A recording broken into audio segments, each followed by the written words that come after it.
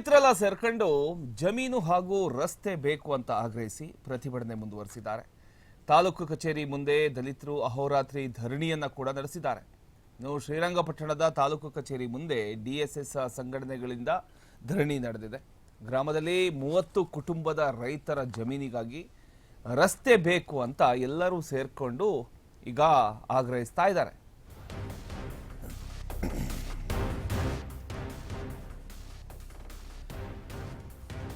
ದಲಿತರ ಜಮೀನು ಹಾಗೂ ರಸ್ತೆಗೆ ಆಗ್ರಹಿಸಿ ಪ್ರತಿಭಟನೆ ನಡೆಯಿತು. ತಾಲೂಕು ಕಚೇರಿ ಮುಂದೆ ದಲಿತರು ಅಹೋರಾತ್ರಿ ಧರಣಿಯನ್ನು ನಡೆಸಿದ್ದಾರೆ.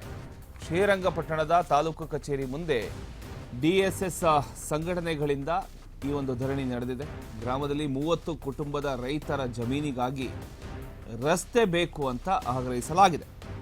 ಸ್ಮಶಾನಕ್ಕೆ ರಸ್ತೆ ನಿರ್ಮಿಸಿಕೊಡೋದಕ್ಕೆ ಗ್ರಾಮಸ್ಥರು ಇದೀಗ ಆಗ್ರಹಿಸಿದ್ದಾರೆ. ಅಂದರೆ ಸ್ಮಶಾನಕ್ಕೂ ಕೂಡ ರಸ್ತೆ ಇಲ್ಲ ಅನ್ನೋದು ಅವರ ಒಂದು ವಾದ.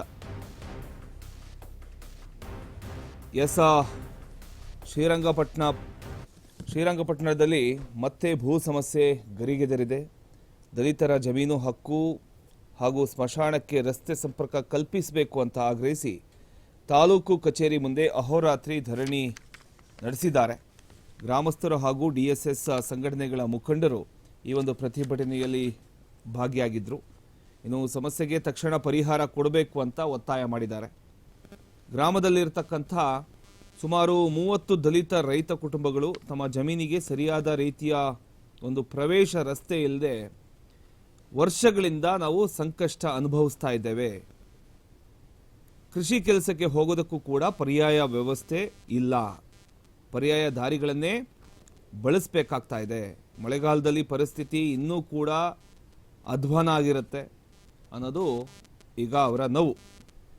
ಇದಲ್ಲದೆ ಸ್ಮಶಾನಕ್ಕೆ ಸರಿಯಾದ ರಸ್ತೆ ವ್ಯವಸ್ಥೆ ಇಲ್ಲದೆ ಅಂತ್ಯಕ್ರಿಯೆಗಳಿಗೂ ಕೂಡ ತೊಂದರೆ ಆಗ್ತಾ ಇದೆ. ಇದು ಮಾನವೀಯ ಸಮಸ್ಯೆ ಅಂತ ಪ್ರತಿಭಟನಾಕಾರರು ಹೇಳ್ತಾ ಇದ್ದಾರೆ. ಇನ್ನು ಜಮೀನು ನಮ್ಮದು, ಆದರೆ ಹೋಗೋದಕ್ಕೆ ದಾರಿ ಮಾತ್ರ ಇಲ್ಲ. ಸ್ಮಶಾನ ಇದೆ, ಆದರೆ ರಸ್ತೆ ಇಲ್ಲ. ಹೀಗಾದರೆ ನಾವು ಹೇಗೆ ಬದುಕಬೇಕು ಅಂತ ಗ್ರಾಮಸ್ಥರು ಪ್ರಶ್ನೆ ಮಾಡ್ತಾ ಇದ್ದಾರೆ. ತಾಲೂಕು ಕಚೇರಿ ಮುಂದೆ ಕೂತು ಪ್ರತಿಭಟನೆ ನಡೆಸ್ತಿರ್ತಕ್ಕಂಥ ದಲಿತರು ಅಧಿಕಾರಿಗಳು ಸ್ಥಳಕ್ಕೆ ಭೇಟಿ ನೀಡಿ ತಕ್ಷಣ ಕ್ರಮ ಕೈಗೊಳ್ಳಬೇಕು ಅಂತ ಆಗ್ರಹಿಸಿದ್ದಾರೆ. ಸಮಸ್ಯೆ ಬಗೆಹರಿಸೋ ಭರವಸೆ ನಮಗೆ ಸಿಗೋ ತನಕ ಧರಣಿ ಮುಂದುವರಿಯುತ್ತೆ ಅಂತ ಸಂಘಟನೆಯ ಮುಖಂಡರು ಕೂಡ ಸ್ಪಷ್ಟಪಡಿಸಿದ್ದಾರೆ. ಈ ನಡುವೆ ಸ್ಥಳೀಯ ಆಡಳಿತಾಧಿಕಾರಿಗಳು ಮನವಿ ಸ್ವೀಕರಿಸಿ ಪರಿಶೀಲನೆ ನಡೆಸೋದಾಗಿ ತಿಳಿಸಿದ್ದಾರಂತೆ. ಆದರೆ ಗ್ರಾಮಸ್ಥರು ಮಾತ್ರ ಈ ಬಾರಿ ಮಾತುಗಳಲ್ಲಿ ಅಲ್ಲ, ಕಾರ್ಯದಲ್ಲಿ ಪರಿಹಾರ ಬೇಕು ಅಂತ ಹಠ ಹಿಡ್ಕೊಂಡು ಕೂತಿದ್ದಾರೆ. ಒಟ್ಟಿನಲ್ಲಿ ಮೂಲಭೂತ ಸೌಕರ್ಯಗಳಿಗಾಗಿ ಜನರು ಮತ್ತೆ ರಸ್ತೆಗೆ ಇಳಿಬೇಕಾದಂತಹ ಪರಿಸ್ಥಿತಿ ನಿರ್ಮಾಣ ಆಗಿರತಕ್ಕಂಥದ್ದು ಸ್ಥಳೀಯ ಆಡಳಿತದ ಒಂದು ಕಾರ್ಯಕ್ಷಮತೆಯ ಮೇಲೆ ಒಂದು ಪ್ರಶ್ನೆ ಎತ್ತುತ್ತಾ ಇದೆ.